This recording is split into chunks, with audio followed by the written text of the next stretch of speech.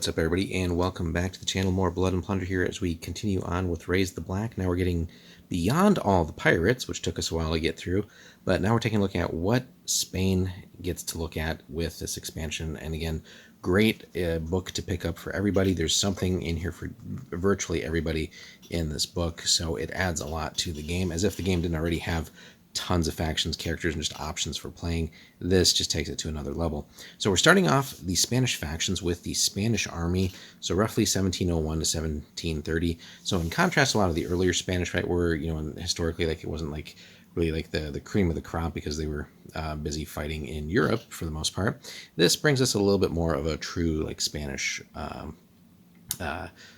frontline army in that sense, as far as more like your actual European style units that were a little bit more professional than what they had in the Caribbean for the most part, in the New World, for a lot of that previous time frame that or timeline that Blood and Plunder has covered so far. Again, big part of Raise the Black is that we're essentially moving now into the 1700s and seeing forces there. So naturally things have evolved as well.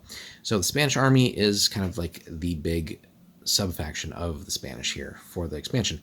And there's a lot going on here, right? Not every faction gets all this stuff here, as far as, this many special rules, not always the biggest unit selection. There's other, plenty of command options, but also force options. So they have essentially everything going on here in all kinds of quantities. So let's start with the force special rules as usual, right?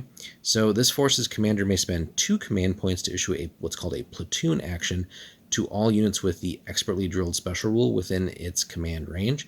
So keep that in mind, right? A lot of these units now will actually get expertly drilled. The controlling player chooses a single type of action, and all units that are in formation and are not shaken may take that action, including the commander's unit. So pretty cool stuff there, right? Again, economy of actions and getting more things done than your opponent, as far as like having more total actions, more ways to do things, get free actions, etc.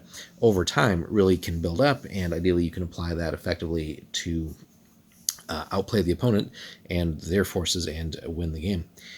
Also, this may include 1 more support unit than is normally allowed. So that's one of the just fascinating things with Blood and Plunder. So many little wrinkles, and just by changing little things like this, really brings something new to so many of these forces. And then finally, for the force special rules, the commander's unit in this force may take a single standard action to gain an additional command point for this activation. So another just very powerful tool at their disposal here when we're doling out command points. So that really also helps with characters being able to just get more things done if needed, right? And applying that when you need to, right? Hey, this is a turn where we got to be spending command points to get a lot of stuff done with multiple units, and even including our own on top of our normal action. So it can be well worth spending an action to get that ability. Now, unit-wise, you're actually spoiled. You have a lot of things going on here. So a fair few core units, but really you're spoiled for support, and we'll see that here. So, and again, this also brings in some of the newer units that are in the book as well. So first of all, we got the Soldados Reformados, or Soldados de Avanzada, as the core, but also European regulars, so the unaligned version. But again, just bringing like actual troops from the continent out into the New World here, and then just going to be better than a lot of the older Spanish units that we've seen. Support options as well, you're spoiled for choices here, really, truly spoiled. And that kind of just reflects everything that Spain had available at this time. Still essentially one of the biggest powers, right? So they get Granaderos, Milicianos Reformados, Milicianos Negros, Warriors, so you get native access there. You get Warrior Archers as well, so again, bringing in the native troops with all the fun shenanigans that they can be up to. But also we're bringing in dedicated artillerymen now. And then also a nice little cavalry package here. You got Caballera and Caballera Lanceros. So potent units there with that and the cavalry. And again, really introducing a very nice mobile element. We'll address that in just a second when we get to the bottom here, but also command options. So any Spanish standard commander, but also some of the special characters, which we'll get into soon. Francisco Romo de Oriza, Don Andres de Ariola y Guzman, or Jose de Zuniga y La Cerda. So plenty of options there.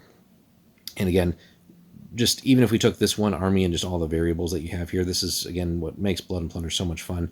You really can't get bored with any one faction. So even, let's just say Spanish, you have so many different things available to you just in this force. This faction is going to play very different if you take a standard commander or any of these special characters, right? They're going to all add their own little wrinkles to this as well. Plus, just how are you going to compose your list, right? There's just so many choices and variables. It's so much fun when you really get into all the depths that Blood and Plunder can offer you. But wait, there's more. They have a force option. So take everything that we talked about above, right? And then the force option here. So Caballeros de Caballeria. So the cavalry units that we talked about above, if you want to just take this same list and everything that it does, but really switch some things around as far as, hey, what if I want to play essentially like a mainly all cavalry army or a majority cavalry army? We've got you here. So they can become core units, right? So our two special units here, they can become core units, and then all the other core units become support. Now, we're not taking any of the other support and making them core. It's not just like a big swap here, but we're just taking those two. That is the whole core of your army, right? So we can basically have as much of the cavalry as we want, points allowed, or points permitting, we should say. And then we're just taking those regular infantry that we had there in the core section and filling those spots in the support area instead. So a really neat list, really just reorients the list around, again, very mobile, a shock force or attack force with what those cavalry units can do, then backed up by some key infantry units. And there's plenty of interesting tactics that we could devise along with that. And again, depending on the commander chosen too, we could have a fast mobile force with the natives as support, with their ability to, in most cases, easily navigate terrain and stuff like that. So we can set up some key like ambush and hit and run tactics, which the cavalry will also excel at in most cases. There's just so much stuff that we could do there. We could have the cavalry supported by artillery. There's just a million different things. So very fun. Eager to actually try this one out. I think we need to pick up a couple more units just of some of the newer stuff here, but something that we're looking to build ourselves. So now when it says army, though, it doesn't mean that we have to play at army scale. Don't think that is the requirement here. It's just simply called the Spanish Army list, guys, right? But let us know in the comments if you've tried out the Spanish Army, what your thoughts are. How do you go about building it? Have you tried the force options? What commander options do you feel is the best here? There's so many choices here. A really exciting list to look at. Let us know what you think in the comments, guys. Like and subscribe, and we'll see you in the next one. Thanks for watching.